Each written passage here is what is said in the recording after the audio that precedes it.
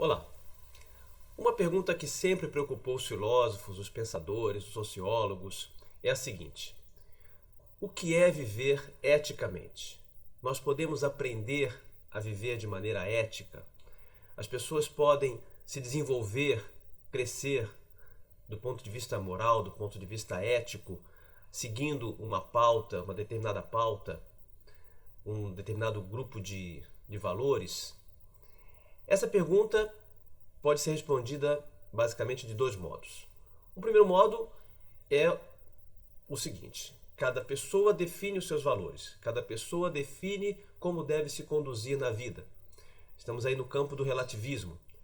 Uma pessoa vai decidir por sua própria conta e risco o que é certo, o que é errado e pronto, ponto final. Aí está uma resposta. Uma segunda resposta tem a ver com a definição dos valores por parte da comunidade, do grupo, da sociedade, de uma instância superior, de uma instituição. Então, esse grupo maior, essa instituição, define quais são os valores, quais são as regras, quais são as leis que devem ser obedecidas para que então se diga que uma pessoa é ética, se ela obedece a esse grupo de regras, se ela obedece a essa instituição, a esse grupo a qual ela pertence, então ela é uma pessoa boa, ela é uma pessoa que vive de maneira ética. Essas duas possibilidades, essas duas respostas têm problemas. O primeiro problema, no caso da primeira resposta, é o problema da arbitrariedade. Quer dizer, se eu defino para mim mesmo o que é certo e errado, eu não estou conversando com a sociedade, não estou conversando com os demais. E se eu sou mais forte que os outros, eu vou impor aos outros a minha pauta, a minha conduta, a minha maneira de viver e de pensar. E então haverá conflitos.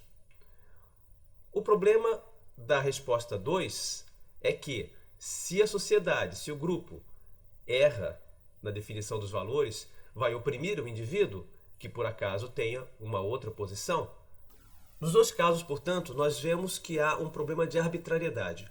Ou o grupo é arbitrário com relação ao indivíduo, ou o indivíduo é arbitrário com relação a outros indivíduos e até mesmo com relação ao grupo. Como vamos escapar dessa situação? A tese que eu queria defender aqui é a de que nós podemos conhecer os valores, que os valores valem por si próprios e que eles então se comunicam conosco, nos fazem um apelo, nos fazem um chamado. Nós somos seres axiotrópicos. Essa palavra significa que nós somos atraídos pelos valores. No fundo, todo mundo quer acertar, todo mundo quer viver segundo determinados valores. Que valores serão esses? Como vamos descobri-los? O caminho, então, para acessar esse conhecimento é o caminho da experiência, é o caminho da própria relação. Da relação com as pessoas, da relação com a realidade. Vamos imaginar que você chegou a um local, a uma escola, a um grupo, e você começa a conhecer várias pessoas.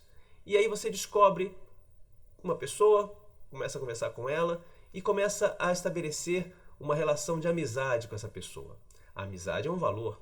Como você vai aderir a esse valor? Como você vai tratar esse valor? Quais são as outras atitudes, ações que você vai ter que tomar para que esse valor da amizade se concretize?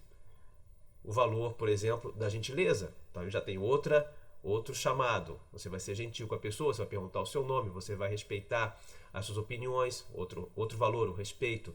Você vai depois viver o valor da pontualidade, você vai combinar um encontro mais tarde com essa pessoa e você define um horário e você faz um esforço para chegar naquele horário. Outro valor, um valor pequeno, mas é um valor importante, da pontualidade. E assim você vai construindo, vamos dizer assim, a sua conduta a partir de valores que você vai descobrindo na própria relação, no caso desse exemplo, de uma amizade.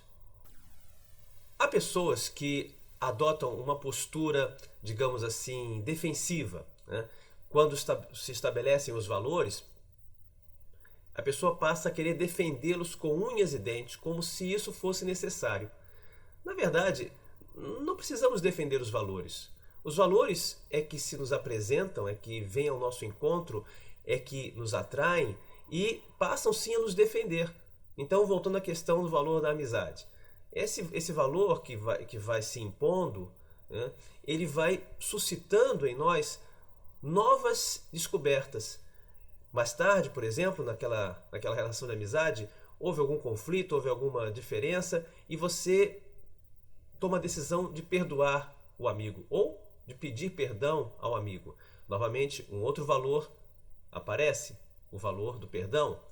De modo que você não precisa defender o perdão, fazer um escarcéu, levantar bandeira. Quer dizer, o próprio valor do perdão é forte o suficiente para defender a você, defender a sua dignidade, defender a sua conduta ética.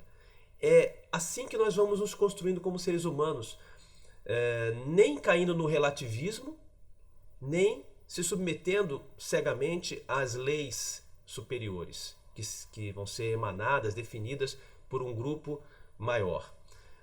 No caso do relativismo, uma coisa se pode preservar sim, que é a liberdade, que é a capacidade de tomar decisões.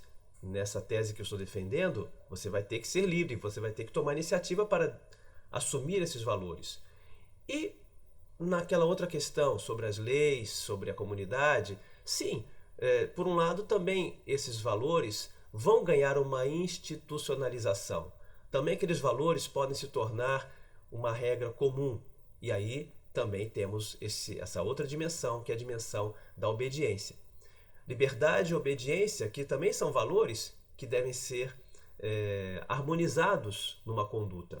Uma conduta ética, uma conduta correta, não rígida, né? Uma conduta flexível, inteligente, que trata com a ambiguidade da vida, vai conseguir conciliar o valor da liberdade, o valor da obediência.